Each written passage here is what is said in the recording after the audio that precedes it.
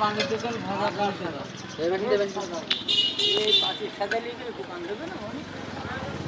পয়সার জন্য তো এই জায়গাটা খুবই আছে এই পয়সার জন্য এই পয়সা রাখা ওই পয়সা খরচ করছে এখানকার টাকা এখানেই চলবে তুমি ভাঙা সব এক জায়গায় ছোবা কত বলছো হবে ভাঙা চোরা সব এক জায়গায় ছোবো আমার কাজে তোমার কাজ সবসময় তুমি সাপ রাখবে তা নাহলে তোমার একটা